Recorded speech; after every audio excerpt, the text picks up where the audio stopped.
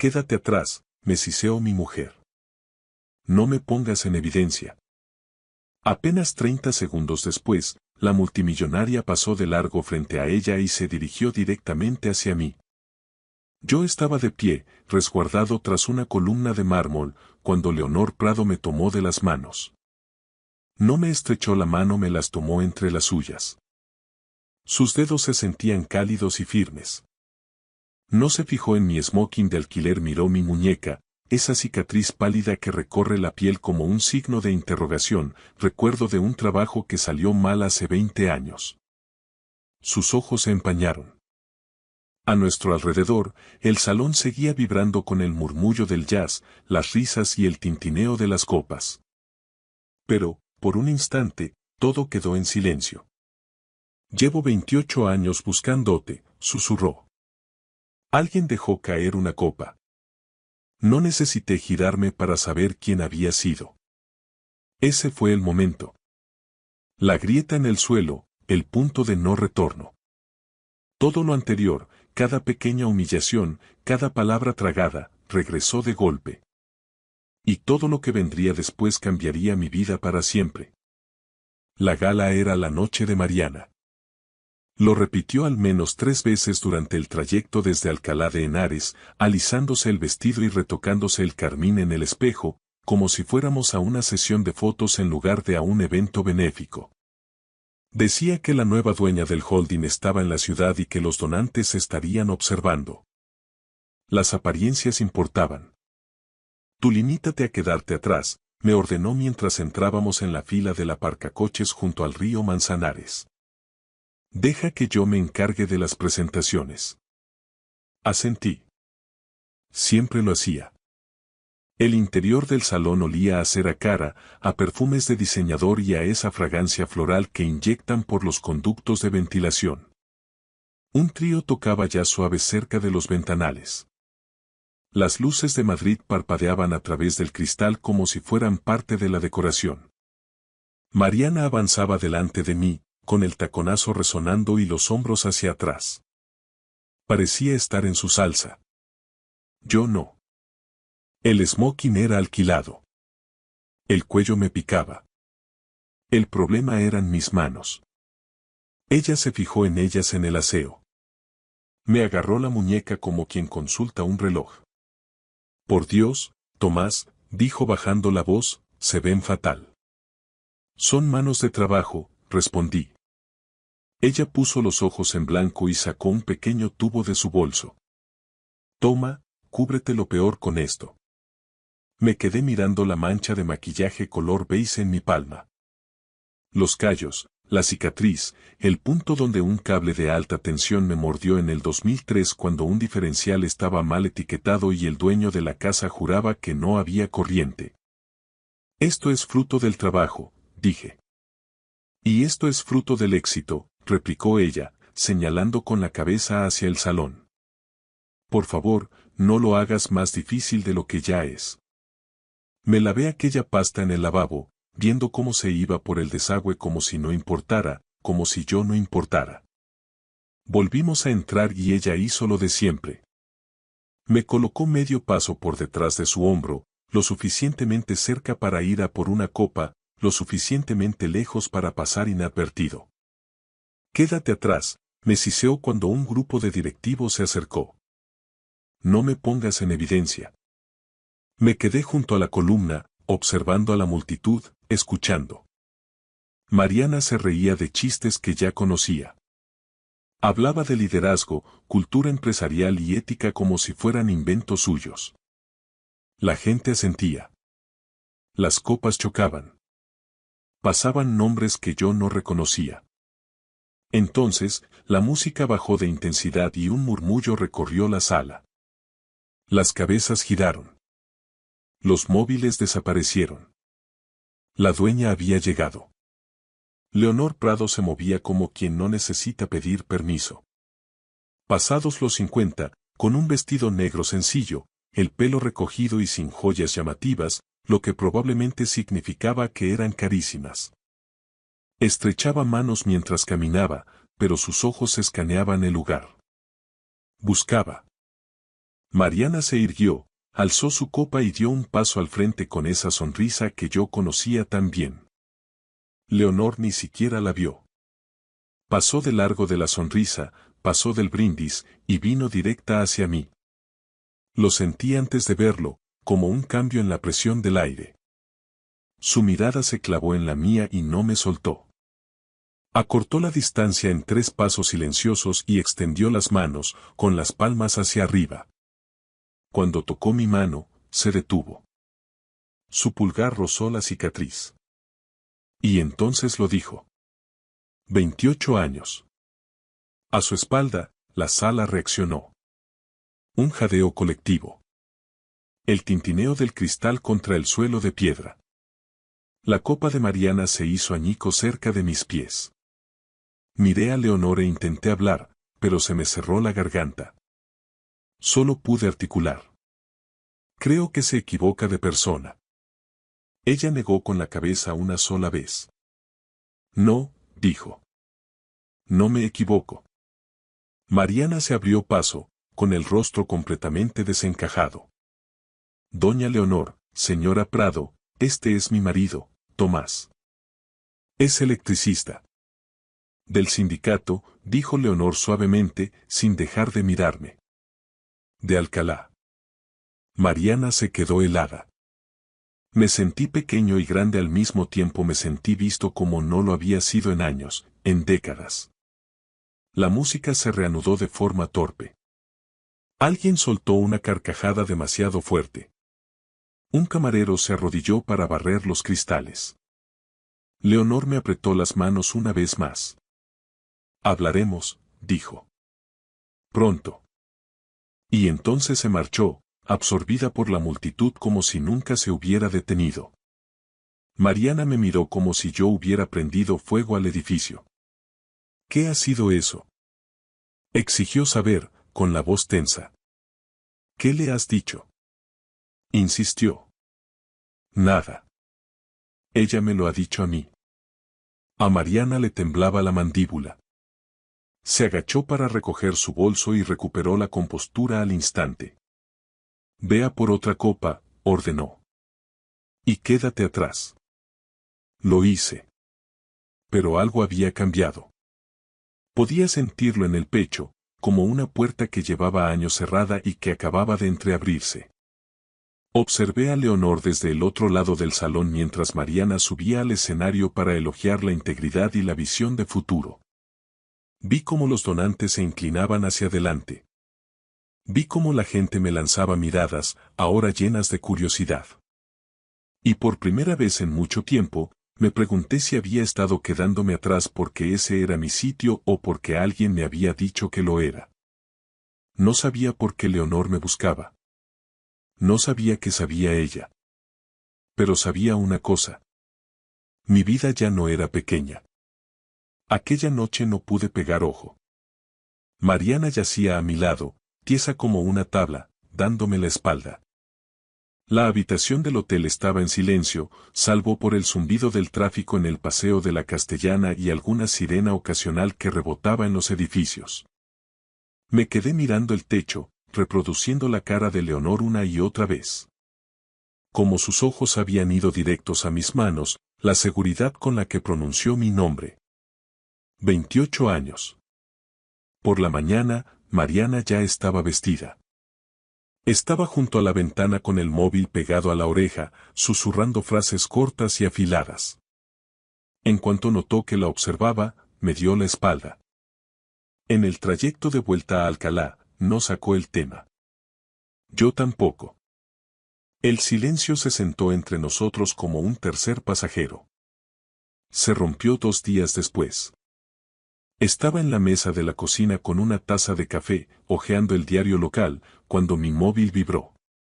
Un número desconocido, prefijo de Madrid. ¿Tomás Keller? Preguntó una mujer al responder. Sí. Soy Leonor Prado. Cerré los ojos. Nos citamos en una cafetería de barrio, de esas con bancos de Sky y una campana en la puerta que todavía tintinea al entrar. Leonor ya estaba allí, sentada de espaldas a la ventana, con las manos rodeando una taza de loza desconchada. Sin séquito, sin asistentes, solo ella. «¿Sigues tomando el café solo?», dijo mientras yo me deslizaba en el banco frente a ella. «Nunca dejé de hacerlo», respondí. Esbozó una sonrisa, una curva mínima en sus labios, y por un segundo la vi más joven. Con el pelo suelto, riendo en las gradas de un campo de fútbol con una bandeja de cartón llena de patatas fritas sobre las rodillas. «¿Te acuerdas?», pregunté. «Lo recuerdo todo», dijo ella.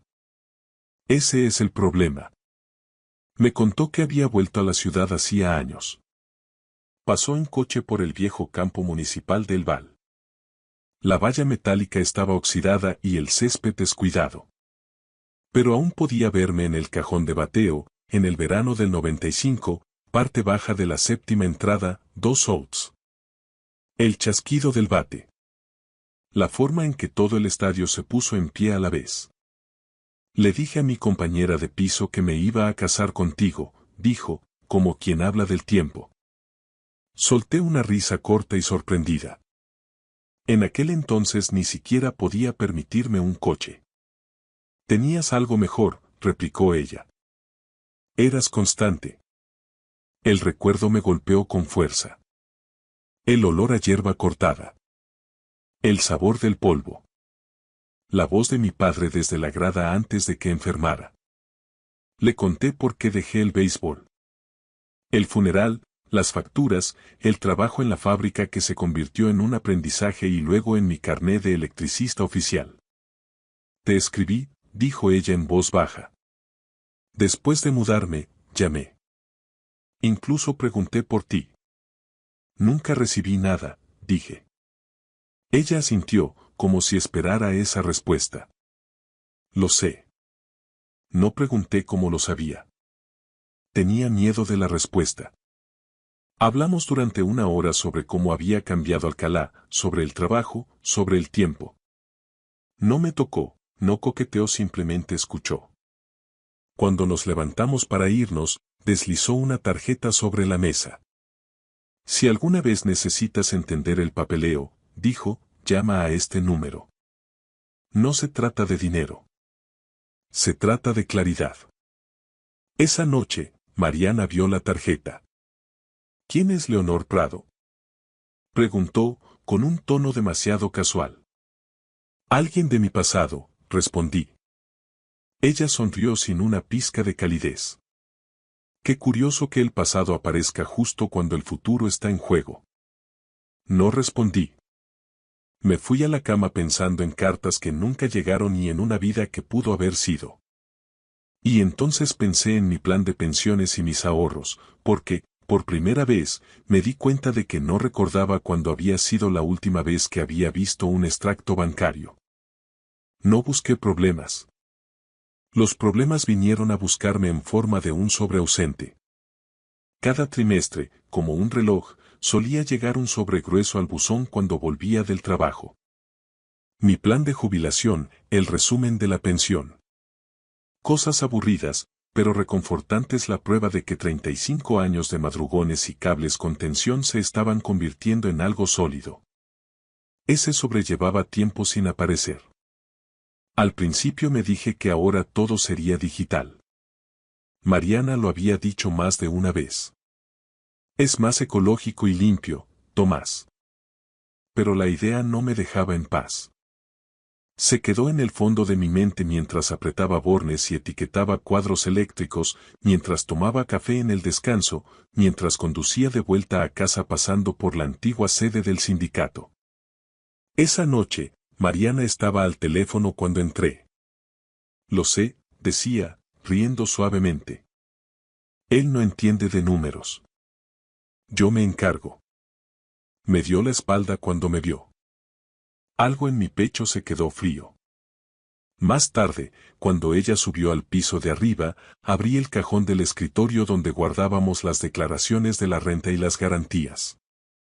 Las carpetas estaban allí, ordenadas como siempre, pero el archivador azul de jubilación había desaparecido.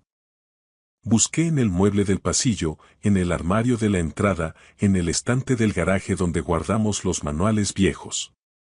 Nada. Mary. Llamé. Bajó despacio, cautelosa. ¿Qué pasa? ¿Dónde está el archivador de la jubilación? Frunció el ceño como si le hubiera preguntado una tontería. ¿Para qué quieres eso? Solo quiero echarle un vistazo. Hizo un gesto con la mano, restándole importancia. Ahora está todo online. No tienes que preocuparte por eso. Me preocupa, dije. Siempre lo he consultado. Sus ojos se endurecieron por una fracción de segundo antes de recuperar la suavidad. Tomás, estás cansado. Estás distraído desde esa gala. Deja que yo me encargue. Esa palabra otra vez. Encargarme. No insistí. Me fui a la cama y me quedé mirando el techo, igual que en Madrid, escuchando el crujir de la casa a nuestro alrededor. A la mañana siguiente, aproveché el descanso de la comida para pasar por la caja de ahorros. La mujer del mostrador me conocía, habíamos ido al mismo instituto, aunque ella iba a un curso por debajo. Tecleó durante un minuto, frunció el ceño y levantó la vista. Se cambió tu dirección de correspondencia, dijo. ¿Cuándo? Hace unos 6 meses. ¿A dónde? Dudó un momento. A un apartado de correos aquí en el centro. Sentí un vuelco en el estómago. ¿Quién autorizó eso? Consultó la pantalla. Tu esposa. Tiene un poder notarial. Me quedé mirándola fijamente. Yo nunca firmé ningún poder. Ella se mordió el labio. Está en el expediente, Tomás. Conduje de vuelta al taller con las manos temblándome sobre el volante. Cada semáforo en rojo parecía eterno. Esa tarde, le pedí a Mariana que se sentara. He ido al banco, dije. Su sonrisa no llegó a sus ojos. ¿Por qué has hecho eso? Me han dicho que cambiaste la dirección de correo y que tienes un poder notarial. Suspiró como si yo fuera un niño que interrumpía su trabajo. Era más fácil así. Te olvidas de las cosas. No me olvido de mi propio nombre. No seas dramático. Le pedí ver los papeles. Trajo una carpeta del cajón de la cocina y la deslizó sobre la mesa. Era gruesa. Pestañas, firmas, fechas. Mi nombre estaba allí. Mira, dijo suavemente. Tú firmaste. Miré la firma. Era la mía, o lo suficientemente parecida. Recordé el día en que me entregó un montón de formularios después de cenar. Dijo que eran actualizaciones de seguros y beneficios sociales. Yo había firmado donde ella me indicó. Dijiste que esto era pura rutina, dije. Y lo es, respondió ella. Le estás dando demasiadas vueltas. Pasé las páginas. Cambios de beneficiarios, entrega digital, un formulario de consentimiento conyugal que no recordaba haber discutido. Me empezó a zumbar la cabeza. Tomás, dijo ella, bajando la voz, te estás confundiendo. Eso pasa a tu edad. Esa palabra, confundiendo, dolió más que cualquier otra cosa. Empujé la carpeta hacia ella. Necesito tiempo. Ella asintió, levantándose ya. Por supuesto. Solo confía en mí. Esa noche, llamé al número de la tarjeta de Leonor. El contable forense que Leonor me recomendó se reunió conmigo en una cafetería cerca del centro comercial. Tenía un bloc de notas entre nosotros y una jarra de café quemado sobre la mesa. Me habló con claridad, explicándome cómo se pueden desviar cuentas, cómo funciona la entrega de documentos sin papel y lo fácil que es mover activos sin levantar sospechas si un cónyuge controla todo el flujo de información. No estás loco, me dijo, y no estás solo. En el trayecto a casa, aparqué en el parking de un supermercado y me quedé allí sentado, con las manos en el volante. Pensé en cómo Mariana se reía por teléfono, en cómo le decía a la gente que yo no entendía de números y en lo pequeño que me había hecho sentir durante años. Podría haber estallado, gritado o lanzado la carpeta por los aires. En lugar de eso, hice algo que mi padre me enseñó tras ser expulsado de un partido por un arranque de ira en el 95. Mantuve la calma. Lo anoté todo. Fechas, palabras, cambios. Por primera vez, no me quedé atrás. Mariana se volvió más astuta en cuanto notó que yo empezaba a tener curiosidad. No hubo una confesión ni una pelea a gritos. Fue más sutil, como un ladrón que no hace saltar la alarma, sino que cambia el código y sonríe mientras tú intentas abrir la puerta. 2 días después de preguntar por el banco, encontré los cajones del escritorio reorganizados. No estaban desordenados, estaban vacíos de cualquier cosa útil. El archivador del pasillo tenía una cerradura nueva, de esas baratas que compras en una ferretería. ¿Qué es eso?, pregunté señalándolo. Privacidad, respondió ella sin levantar la vista de su portátil.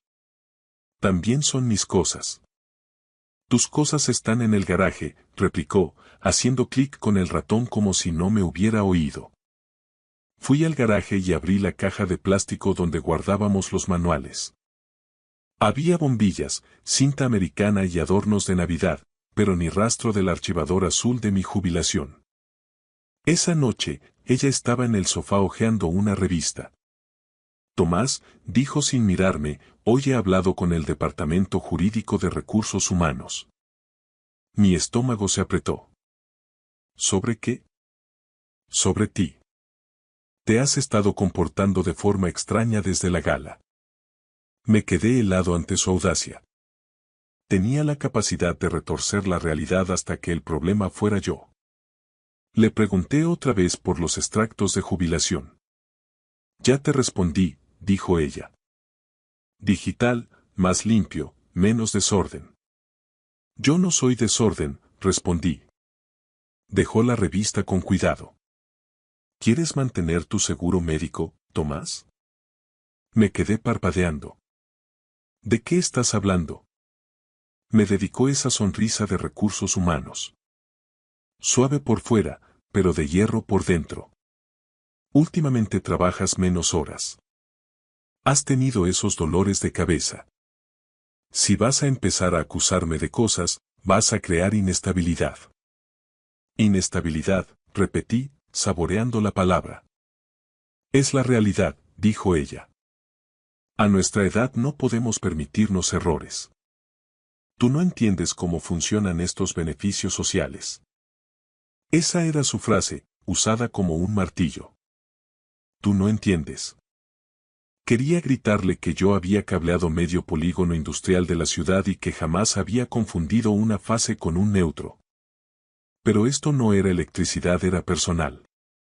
Alguien intentaba que dudara de mi propia mente. Así que hice lo que no esperaba. Asentí. Está bien, dije con calma.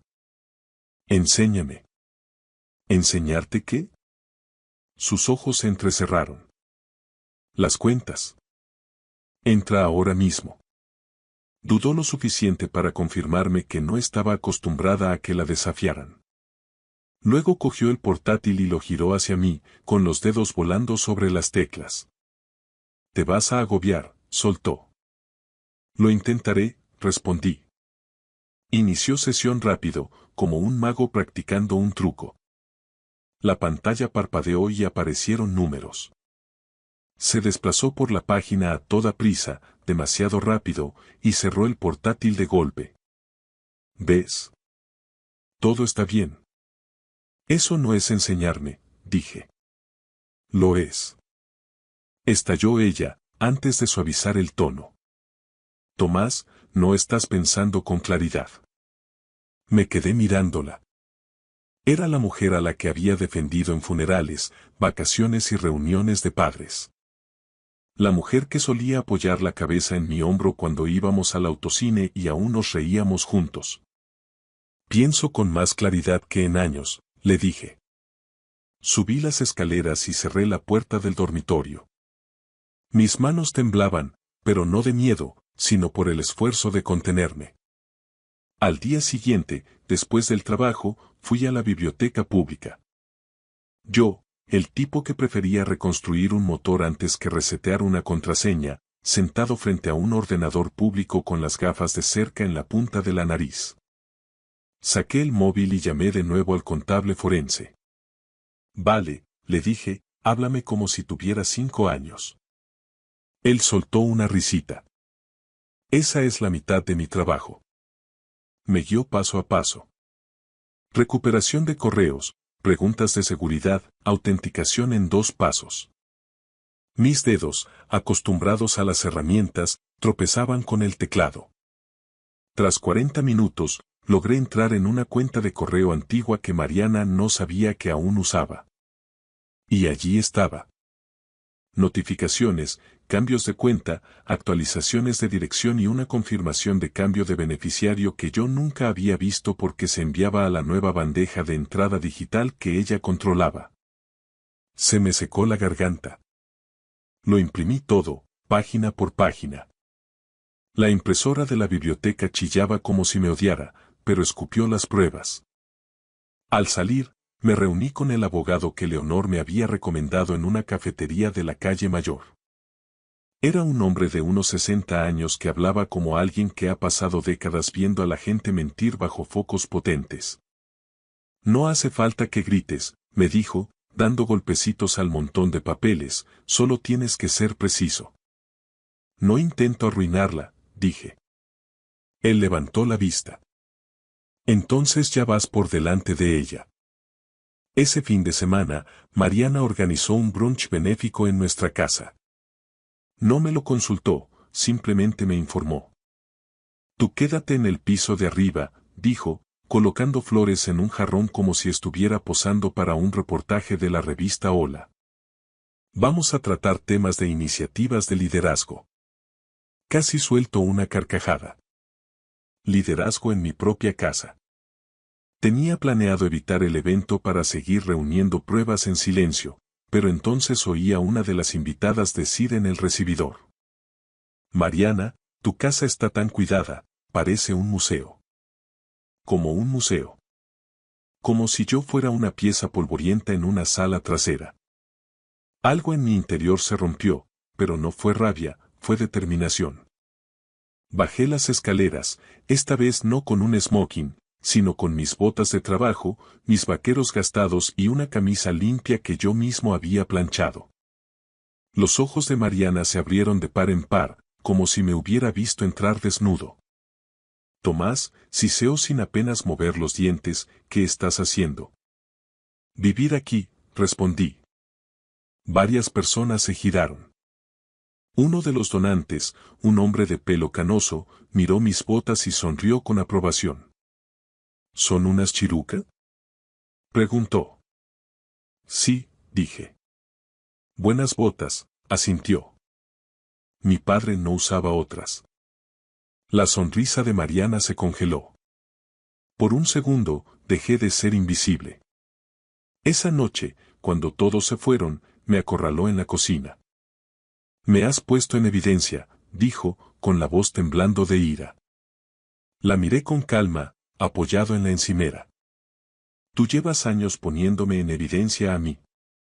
Su rostro se puso rojo. ¿Te crees muy listo ahora porque una multimillonaria te dirigió la palabra en una gala? No respondí. No le di nada que pudiera retorcer. En su lugar, fui al garaje y abrí una caja de cartón que no había tocado en mucho tiempo. Recortes viejos de béisbol, una foto de equipo desgastada y una cinta de casete con la letra de Leonor que decía: Verano del 95. Me senté en el banco de trabajo y la sostuve durante mucho tiempo. No porque quisiera huir al pasado, sino porque me recordaba que yo solía ser un hombre que se plantaba en el cajón de bateo sin pestañear. A la mañana siguiente, recibí un mensaje de Leonor. Sin rodeos ni sentimentalismos, solo un lugar y una hora. Una cafetería tranquila en el centro de Alcalá. Cuando nos vimos, ella parecía cansada de una forma que el dinero no puede curar. Yo no crecí rodeada de esto, dijo, mirando a su alrededor como si aún no se creyera que era dueña de medio mundo empresarial. Mi primer piso tenía goteras. Aprendí a guardar todos los recibos porque nadie más iba a protegerme. Deslizó una carpeta sobre la mesa. No era dinero. Era acceso. Copias de políticas corporativas, esquemas de procedimientos de cumplimiento y los canales adecuados para presentar pruebas sin ser aplastado por los amigos de Mariana en recursos humanos. Tu historia necesita luz, dijo ella. No drama, sino luz. Tragué saliva. Vendrá a por mí. Leonora sintió una vez. Entonces lo haremos bien. Salí de allí con la carpeta bajo el brazo, sintiendo su peso como si fuera mi cinturón de herramientas. Mariana pensaba que había cerrado el archivador con llave. No se daba cuenta de que yo había aprendido a leer el cableado que hay detrás de la pared. Y cuando llegó la invitación una semana después, la cena de los premios a la ética y el liderazgo, con el nombre de Mariana en letras doradas, la sostuve en mis manos y sentí algo parecido a la lástima. Ella estaba construyendo toda su vida sobre una imagen, y yo finalmente tenía el papeleo que podía derrumbarlo todo de forma silenciosa y legal, pieza a pieza. El salón de actos estaba más concurrido esta vez, y no era la música lo que llenaba el ambiente, sino el murmullo de las voces. Eran voces seguras, solapadas, de personas que se sentían intocables. La cena de los premios a la ética y el liderazgo se celebraba en un hotel junto al río. Un edificio de cristal y acero cepillado, el tipo de lugar que te hace sentir importante solo por cruzar el umbral. Mariana lo había planeado todo al milímetro. Llegó temprano, con su tableta en la mano y sus tacones marcando el ritmo como un metrónomo. Abrazaba a los donantes, reía con complicidad y repartía besos en las mejillas. Su nombre aparecía en grandes carteles junto a palabras como integridad, transparencia y valores corporativos.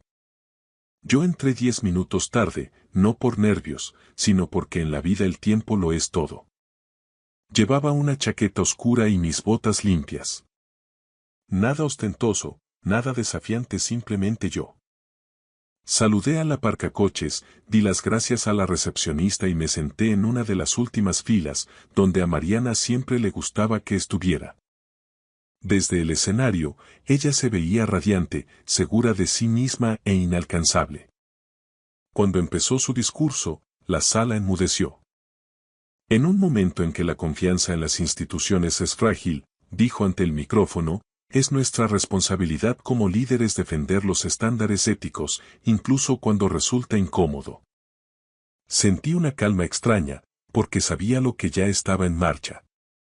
3 días antes, los informes habían sido enviados por los canales oficiales, con sus sellos de tiempo y sus acuses de recibo.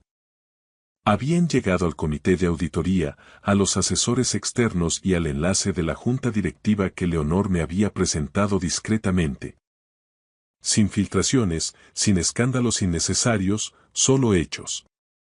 Reembolsos de gastos que no cuadraban, conflictos de intereses no declarados, correos de recursos humanos presionando a cónyuges para firmar documentos rutinarios y cambios de beneficiarios realizados sin consentimiento informado. 1000 pequeños cortes de papel. Por el rabillo del ojo, vi a un hombre de traje gris susurrar algo a una mujer en la mesa presidencial. Otro móvil salió de un bolsillo, y luego otro. Mariana seguía hablando, aunque su voz vaciló un instante cuando dijo: porque la dignidad en el trabajo no es solo un eslogan. Cerca del frente, una mano se alzó. Mariana, dijo un miembro de la junta poniéndose en pie, ¿podemos hacer una pausa? El ambiente en la sala cambió. Las sillas chirriaron. Alguien se aclaró la garganta. Mariana forzó una sonrisa tensa. Por supuesto, respondió ella. Pero él no volvió a sentarse. Hay algunas cuestiones que deben abordarse antes de continuar, dijo con cautela. Los ojos de Mariana recorrieron la sala, buscando apoyo, buscando el control. En su lugar, me encontraron a mí. No sonreí. No asentí. Simplemente me puse de pie. El sonido de mi ropa contra la silla y el roce de mis botas sobre la alfombra parecieron amplificarse, las cabezas se giraron. ¿Quién es ese?, susurró alguien. El rostro de Mariana se volvió pálido. Esto es totalmente inapropiado, dijo, con la voz volviéndose repentinamente afilada, es mi marido. Está confundido. Ahí estaba otra vez. Esa palabra. Caminé hacia adelante lentamente, deteniéndome a pocos metros del escenario. Sentía los latidos del corazón en mis oídos, pero mis manos estaban firmes. Más firmes de lo que habían estado en años. No estoy confundido, dije. No necesité levantar la voz. Estoy informado. Un murmullo recorrió a los asistentes. El miembro de la junta asintió. El señor Keller ha aportado documentación, dijo, documentación sustancial. Mariana soltó una risa quebradiza. Esto es un asunto personal. Una disputa matrimonial. No, replicó el hombre de la junta, es un problema de cumplimiento normativo. El proyector detrás de ella cobró vida. Aparecieron encabezados de correos electrónicos, fechas, extractos de políticas de la empresa. Mariana se giró, con los ojos yendo de un lado a otro y los labios entreabiertos sin emitir sonido. Se apoyó en el atril como si fuera lo único que la mantenía en pie. No lo entienden, dijo con la voz quebrada, esto se está sacando de contexto. Di un paso más hacia adelante. He estado atrás el tiempo suficiente para verlo todo, Mariana, le dije. El silencio cayó sobre la sala de forma pesada. Ella me miró entonces, no con rabia ni con miedo, sino con algo parecido a la incredulidad, como si hubiera construido su mundo entero sobre la premisa de que yo nunca me levantaría. Le temblaba la mano. El vaso de agua sobre el atril se volcó, rodó y se hizo añicos en el escenario. Nadie se movió para ayudarla. El miembro de la junta agradeció a los asistentes su paciencia y anunció la suspensión temporal del acto a la espera de una revisión. Los donantes evitaban el contacto visual. Algunos me miraron con algo que se parecía al respeto. Mariana fue escoltada fuera del escenario por primera vez, el ritmo de sus tacones estaba totalmente roto. Yo no la seguí. Me quedé donde estaba hasta que la sala empezó a bullir de nuevo, esta vez con una energía distinta. Con preguntas reales. Cuando finalmente salí a la calle, el aire de la noche se sentía fresco y limpio. Me quedé junto al río y respiré. Leonor se acercó un momento después. No me tocó. Lo has hecho, dijo ella. Lo hemos hecho bien, respondí. Ella asintió. Dentro, las piezas del dominó seguían cayendo, pero allí fuera, bajo las luces de la ciudad, me sentí como no me sentía desde aquel verano del 95. Sólido. Me mudé a la semana siguiente. Sin prisas, sin huidas en mitad de la noche. Empaqué lo que era mío. Mis herramientas, mi ropa, una caja con fotos viejas y la cinta del 95. Dejé el resto exactamente donde estaba. Que la casa se viera impecable sin mí. El abogado se encargó de lo demás. Gracias al rastro de documentos y a que todo se hizo de forma correcta, el divorcio no se convirtió en un circo. Se revirtieron los cambios de beneficiarios, se corrigieron las cuentas de jubilación y se anuló el poder notarial. No fue un premio gordo, fue justicia. Y después de años de oír que no entendía de números, la justicia me supo a victoria. Mariana perdió su trabajo antes de que terminara la investigación. Los directores de recursos humanos no sobreviven a violaciones de la ética, especialmente si son públicas. Me enteré por la gente, porque en una ciudad como Alcalá todo se sabe, que ella andaba explorando nuevas oportunidades. Esa era la frase que a ella le gustaba usar con los demás. No me regodeé, no llamé, no fui a buscarla. Aprendí que la venganza no es ruidosa cuando se hace bien, es definitiva. Los días de tranquilidad fueron los más difíciles. Hubo mañanas en las que despertaba solo en un pequeño piso cerca de la vía Complutense y sentía el peso de todo en mi pecho. 30 años es mucho tiempo para darte cuenta de que te has estado haciendo pequeño a ti mismo. Algunas noches me quedaba despierto mirando un techo que no era el mío, preguntándome cómo no lo vi antes. Pero luego había otros momentos. Como la primera vez que revisé mis cuentas yo solo y entendí cada línea. O la tarde en que me detuve en el viejo campo de El Val y vi un partido de juveniles desde la grada, el chasquido del bate sonaba igual. O el día que quedé con Leonor para tomar café de nuevo.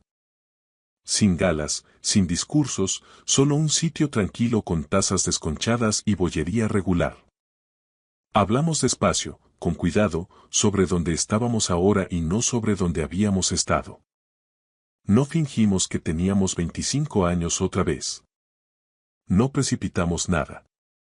A nuestra edad, no persigues fuegos artificiales, buscas una luz constante. A veces conducíamos con la radio baja, escuchando rock clásico. A veces no decíamos nada. Con eso bastaba. Pensé mucho en la dignidad durante esas semanas. En lo fácil que es entregarla, una pequeña concesión tras otra. En cómo quedarse atrás se convierte en un hábito si no tienes cuidado. A mis 57 años, no estaba empezando de cero.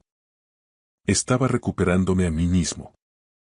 Si esta historia te ha tocado de cerca, si alguna vez te has sentido invisible, infravalorado o apartado silenciosamente, tómate un momento para reflexionar sobre ese sentimiento. Comparte esta historia con alguien que pueda necesitarla.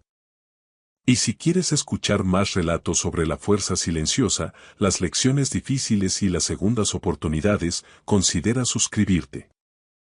Algunas personas pasan su vida entera intentando impresionar a los demás en una sala llena de gente. Otras, finalmente recuerdan quiénes son y dan un paso al frente. Gracias por escuchar mi historia hasta el final. Si resonó contigo, dale like, escribe en los comentarios qué fue lo que más te tocó y no olvides decir de dónde eres. Suscríbete al canal, vienen muchas más historias. Me llamo Mateo Arana. Entré en el aparcamiento del hospital a las 6:47 de la mañana, con la escarcha de diciembre aún pegada al parabrisas. Como cirujano de traumatología en el Hospital Clínico de Madrid, los turnos de madrugada se habían convertido en mi segunda naturaleza tras 12 años de servicio.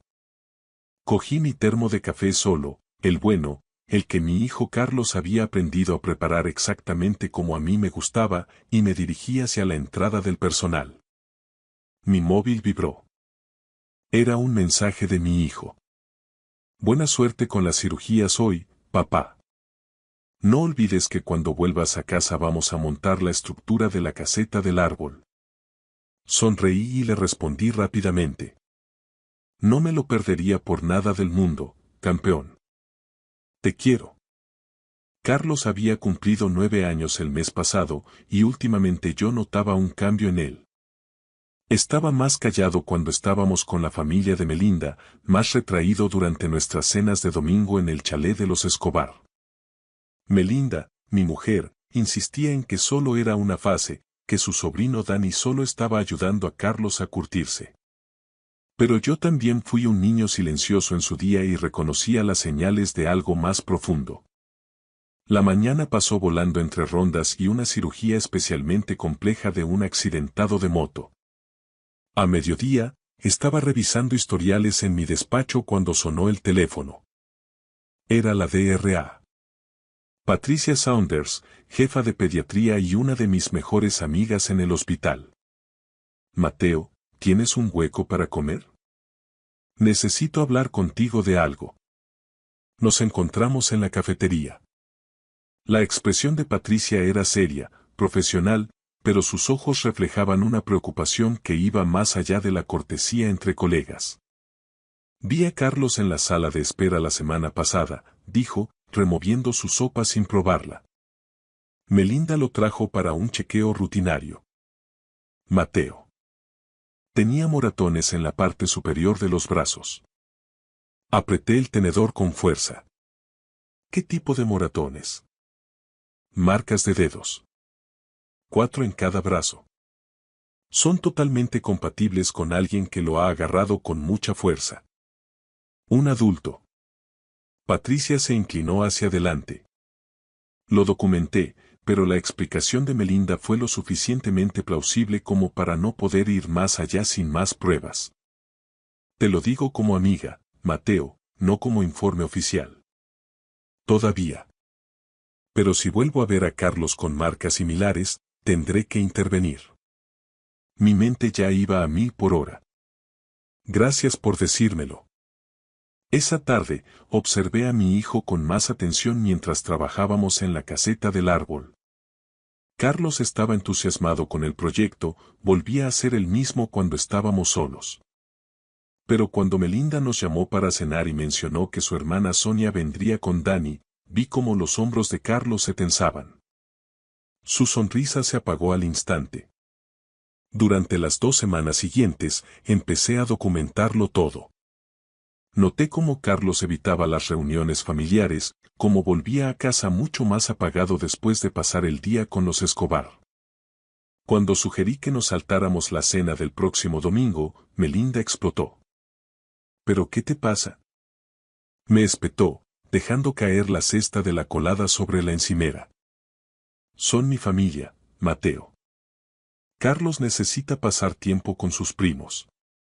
Te estás volviendo un paranoico.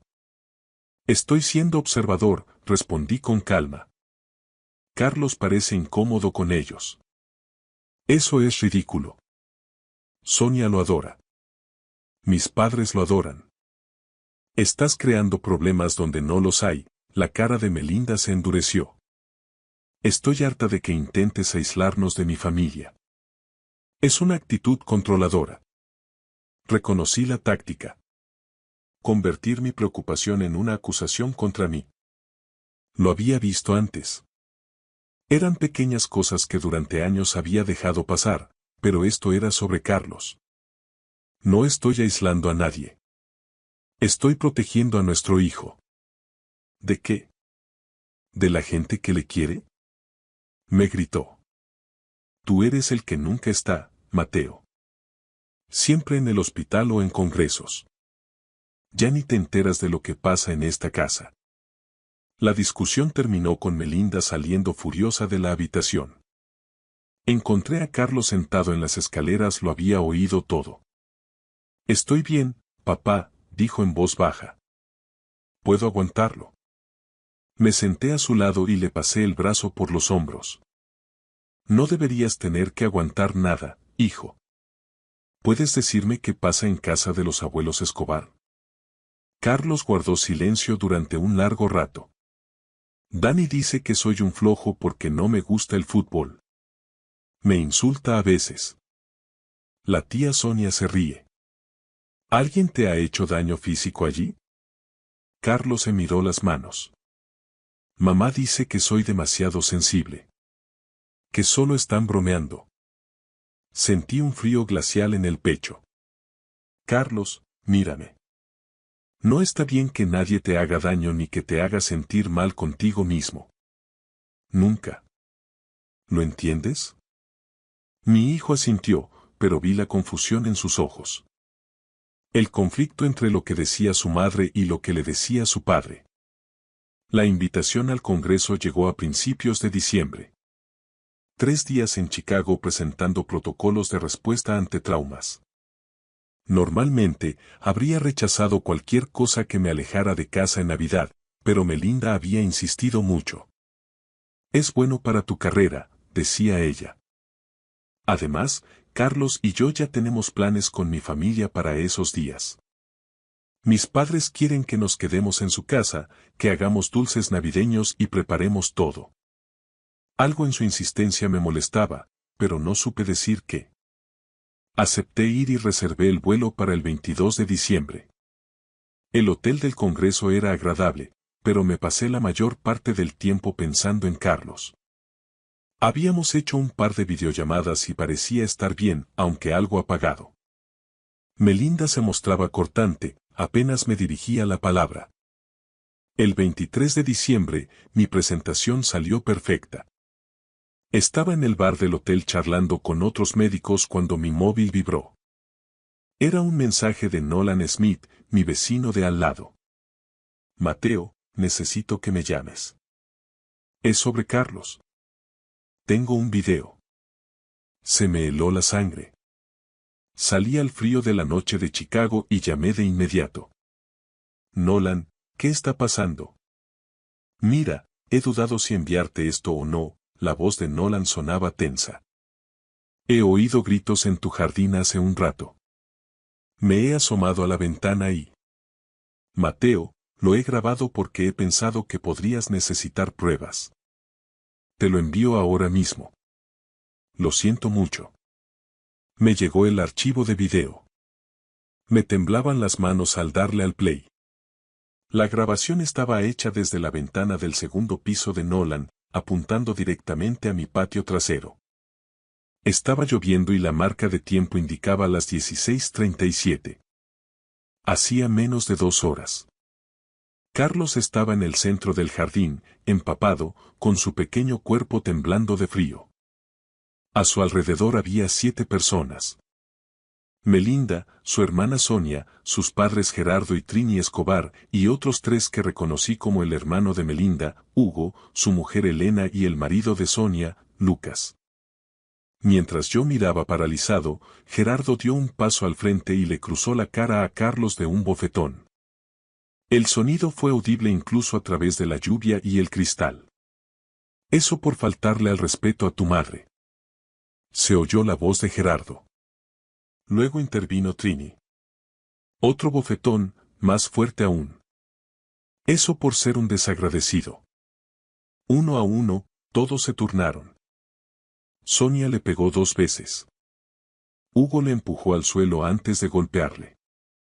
Elena le dio un golpe que hizo que la cabeza de Carlos se girara bruscamente. Lucas le agarró del brazo con tal fuerza que mi hijo gritó de dolor. Y a pesar de todo, Carlos no corrió. Se quedó allí parado, aguantando, con las lágrimas mezclándose con la lluvia en su rostro. Melinda fue la última. Se acercó a Carlos, que la miraba con una expresión que me rompió el alma. La esperanza de que ella detuviera aquello. En lugar de eso, le dio un bofetón más fuerte que el de los demás y lo agarró por la camisa empapada. Me has dejado en ridículo delante de mi familia, siseó ella. Llorando como un bebé porque Dani estaba jugando un poco brusco. Eres patético. Empujó a Carlos hacia la puerta trasera, pero en lugar de dejarle entrar, cerró la puerta y echó la llave. Carlos intentó girar el pomo, confundido. Te quedarás ahí fuera hasta que aprendas lo que es el respeto, dijo Melinda a través del cristal. Quizás el frío te haga más hombre. En una esquina del encuadre, en el porche cubierto, se veía a Dani mirando. Se estaba riendo, señalando a Carlos y haciendo gestos de estar llorando. El video terminó. Lo vi otra vez. Y una tercera. Mis manos ya no temblaban. Estaban firmes. Sentí como una frialdad absoluta y calculadora se apoderaba de mí. Llamé a Nolan. ¿Cuánto tiempo estuvo fuera? Llamé a la policía a los 10 minutos. Di un aviso anónimo sobre un menor en peligro. Llegaron unos 20 minutos después de que termine el video. Para entonces, Melinda ya lo había metido dentro. Les dijo a los agentes que había sido un malentendido, que Carlos se había quedado fuera por accidente. Se lo creyeron, sobre todo con toda la familia respaldando su versión. ¿Dónde está Carlos ahora? Los he visto cargar las cosas e irse hace una hora. Una ciudad grande lleno de gente. Iban hacia el chalet de los Escobar. Yo ya estaba buscando vuelos en el móvil. Nolan, necesito que hagas algo por mí. Haz copias de ese video. Ponlas en una memoria USB. Súbelo a una nube segura. Envíatelo por correo a ti mismo. Hazlo ahora.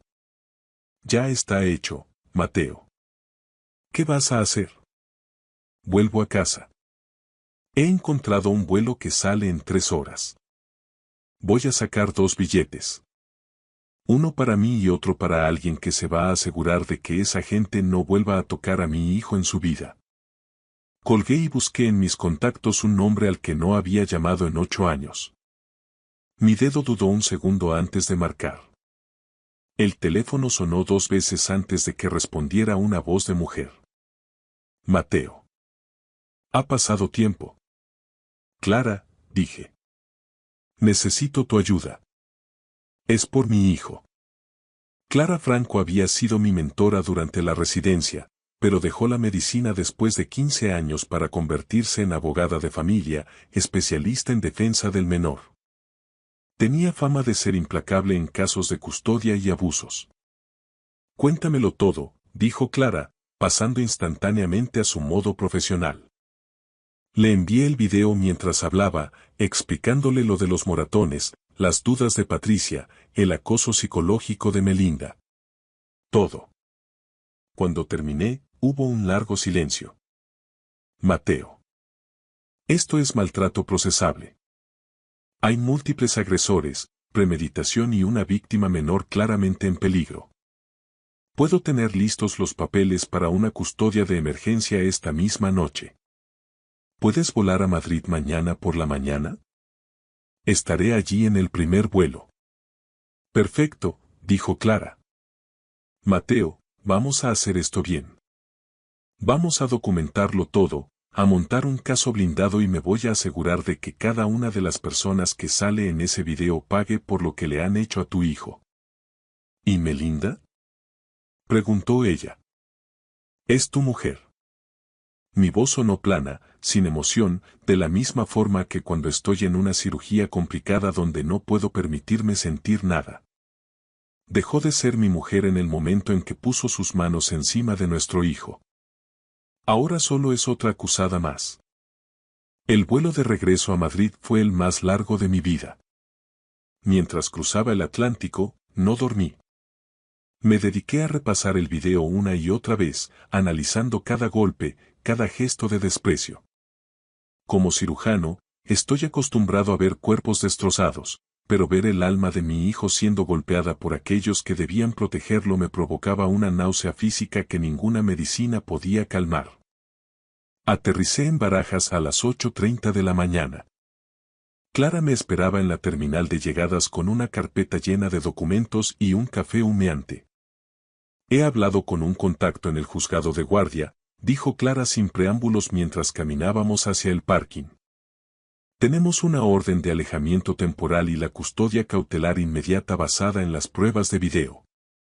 Pero para que sea definitiva, necesitamos que un médico forense evalúe a Carlos hoy mismo. Yo puedo.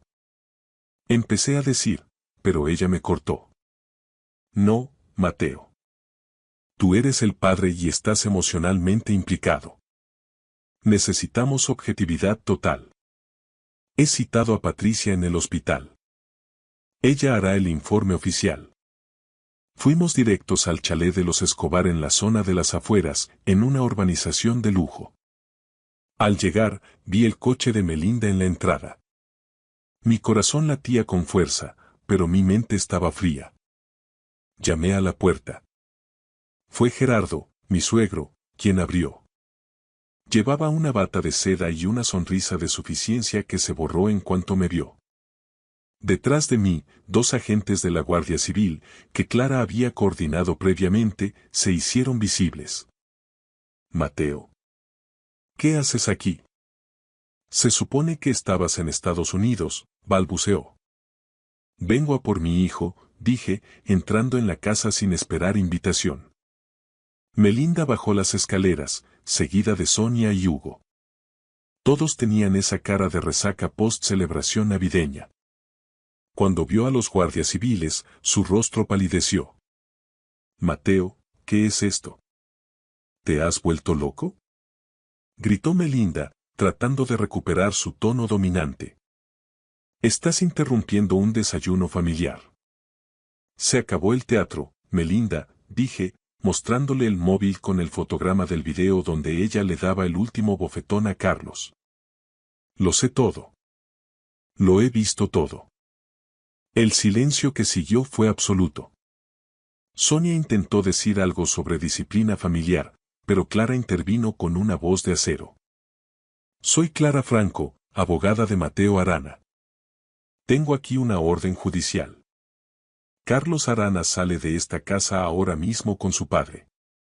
Además, todos los presentes en esta sala, excepto el servicio, están citados para declarar por un presunto delito de maltrato infantil con agravante de odio y superioridad. Es mi hijo. Chilló Melinda. No puedes llevártelo.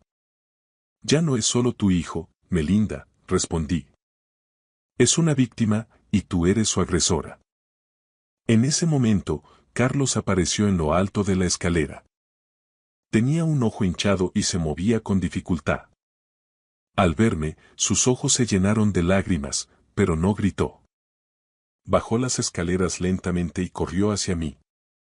Lo alcé en brazos, ignorando el dolor de mi espalda, y lo apreté contra mi pecho. Ya estoy aquí, Carlos. Se ha acabado. Nadie va a volver a tocarte. Lo siento, papá, susurró él en mi oído. Intenté ser fuerte. Eres el niño más fuerte que conozco, le contesté, con la voz quebrada por primera vez. Vámonos de aquí. Salimos de la casa mientras los Escobar gritaban insultos y amenazas. Melinda intentó seguirnos hasta el coche, pero uno de los guardias civiles la detuvo. Señora, si da un paso más, tendré que proceder a su detención por obstrucción a la justicia. Manténgase alejada del vehículo. Llevé a Carlos directamente al hospital. Patricia nos esperaba en una sala privada de pediatría. El examen fue desgarrador. No solo eran los moratones del video, Carlos tenía marcas antiguas en la espalda y los muslos. Son marcas de cinturón, Mateo, dijo Patricia, con la voz temblorosa de rabia. Tienen al menos una semana. Esto ha estado pasando durante mucho tiempo bajo el radar. Carlos, sentado en la camilla con una bata de hospital, nos miró. La tía Sonia decía que si contaba algo, dirían que yo me lo inventaba porque estoy loco. Y mamá decía que tú nos abandonarías si sabías que yo era un niño problemático. Me arrodillé ante él y le cogí las manos. Escúchame bien, Carlos. Nada de esto es culpa tuya. Nada. Y nunca, jamás, te abandonaría. Me voy a asegurar de que esas personas no puedan ni siquiera pronunciar tu nombre sin sentir miedo. Las semanas siguientes fueron una batalla legal sin cuartel. Melinda y los Escobar contrataron a un abogado caro que intentó desacreditar el video, diciendo que era una tradición familiar de disciplina correctiva y que yo era un padre ausente. Pero Clara fue más astuta. No solo usamos el video de Nolan. Investigamos las cuentas bancarias de la familia Escobar. Resultó que Gerardo y Hugo estaban desviando fondos de su empresa de construcción y que Melinda usaba parte de nuestro dinero común para cubrir esos agujeros a cambio del apoyo de su familia.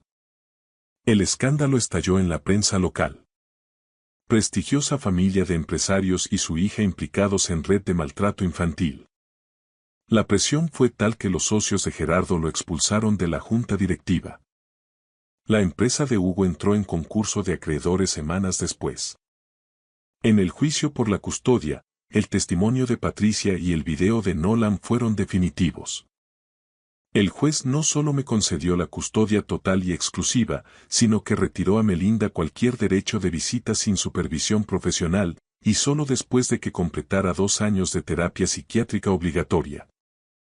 Sonia, Hugo y los demás recibieron penas de prisión suspendidas, pero perdieron sus empleos y su estatus social en Madrid. Se convirtieron en parias. Han pasado 6 meses.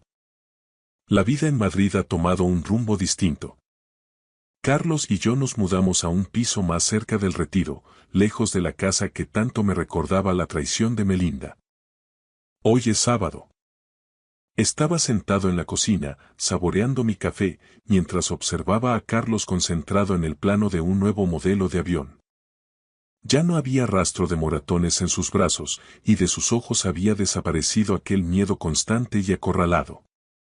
Papá, me llamó sin levantar la vista del papel. ¿De verdad no van a volver? Me acerqué y puse una mano sobre su hombro. De verdad, Carlos. El juez les ha prohibido incluso acercarse a tu colegio. Y si alguno de ellos intenta llamar, la policía y Clara se enterarán al instante. No le dije que los poderosos Escobar apenas llegan ahora a fin de mes. Gerardo perdió su participación en la constructora y su chalet de las afueras ha salido a subasta para cubrir deudas y costas judiciales.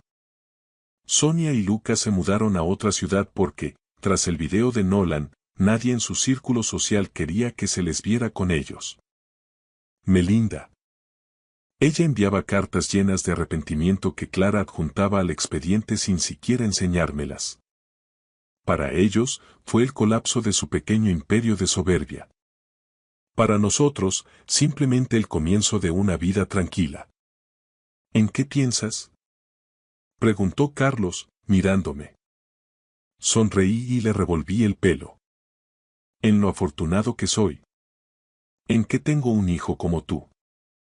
Y en que a partir de ahora siempre seremos un equipo en el que nadie dejará que le hagan daño al otro. Terminamos el zumo, cogimos las mochilas y salimos a la calle. El sol de Madrid brillaba con fuerza y teníamos por delante un día entero solo para nosotros. Un día libre de miedos, lleno de paz y con la certeza de que la justicia no es solo una palabra en los manuales jurídicos, sino una fuerza real cuando estás dispuesto a luchar por ella. Gracias por escuchar mi historia hasta el final. Si resonó contigo, dale like, escribe en los comentarios qué fue lo que más te tocó y no olvides decir de dónde eres. Suscríbete al canal, vienen muchas más historias.